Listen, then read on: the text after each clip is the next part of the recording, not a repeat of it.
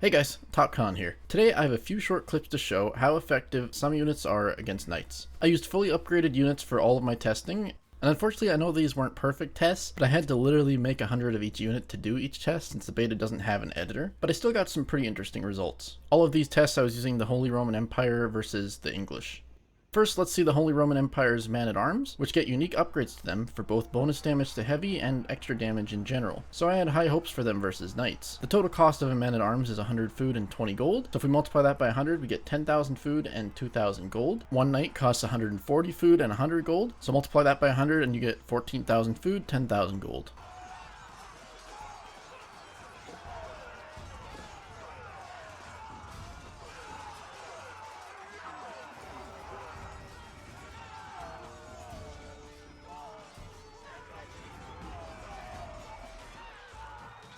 So as you can see during the battle, the men-at-arms did not do well. We see 82 knights actually survive. Now let's see 100 knights versus 100 Landsknechts. Landsknecht. These cost 60 food and 100 gold each, so it's a total cost of 6,000 food and 10,000 gold. This unit has a lot less health than men-at-arms, but they do get some bonus in their AoE damage that they do.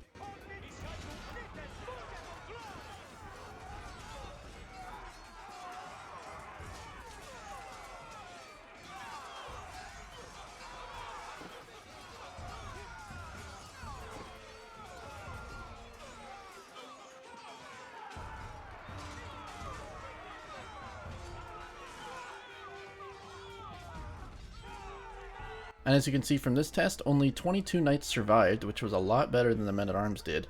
It really shows the power that their AoE damage can do.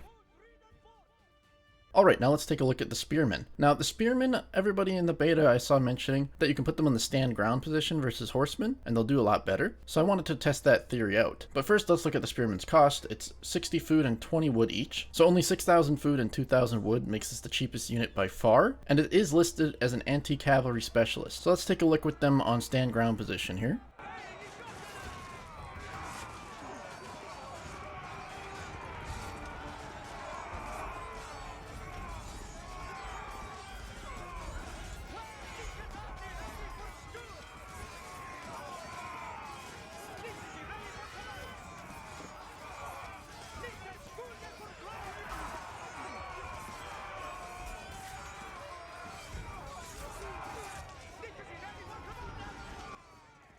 So yeah, only 11 knights died, which was the worst result so far.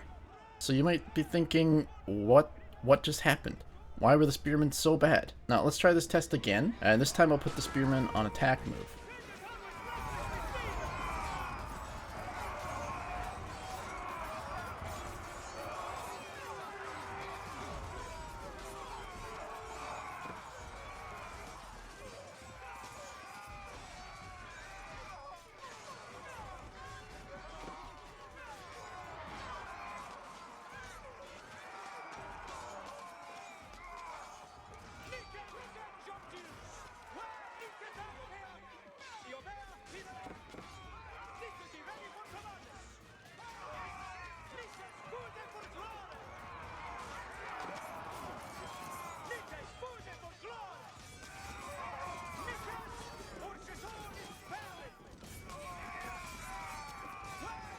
As you can see, I accidentally even had to keep firing arrows onto the spearmen up there, but the spearmen still killed 71 knights. So hold positioning your spearmen, everyone thought was really good versus cavalry, might not be the way to go. At first I wasn't really sure why the result was so vastly different, but if you look closely, it appears that spearmen won't even attack units that are behind them if they're on stand ground position, or sometimes they do, sometimes they don't. I don't know if it's a bug, but some of the spearmen clearly are not even turning around, even though they are in melee range. So for now, I'd assume just be very careful using this stand ground position for your melee units, because I tested it with a few other melee units, and if they're getting hit directly from the back, they will not turn around and fight back.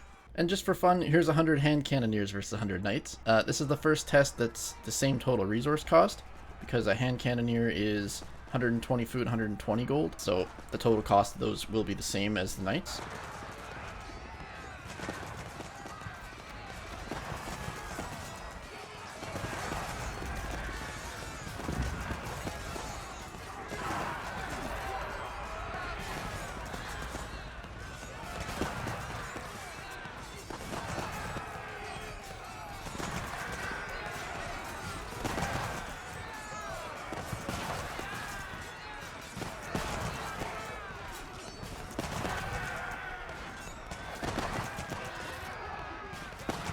And this one's pretty close. The Hand Cannoneers do pull it off. They do beat the Knights on equal population and equal resource cost. It's not too surprising as a large number of ranged units do typically start to snowball a bit and do better than large groups of melee units. So yeah, well, I know these tests weren't perfect, but for me they did show a few things. You know, it showed that men-at-arms really trade horribly, much worse than I ever thought versus knights. It also showed that the lance connect is a lot better than I had originally thought, and that spearmen are really good cost per cost, but I have to be very careful using stand ground. I don't know if I'll even use it at all until I see if it's fixed or not. And I also think that maybe Hand Cannoneers are also a unit that I might be using more often. I would love to have had better testing abilities here, but sadly there's no unit editor, and there probably won't be one until sometime next year, so it's going to be pretty hard to run tests like this. But you can learn a lot from looking at units doing this sort of thing, so hopefully somebody else out there with more time would love to do it for all the units, really. For me to do this though, I had to open up 2 game clients and create all the units myself, so it was a bit tough. That's all for now though, and thanks for watching.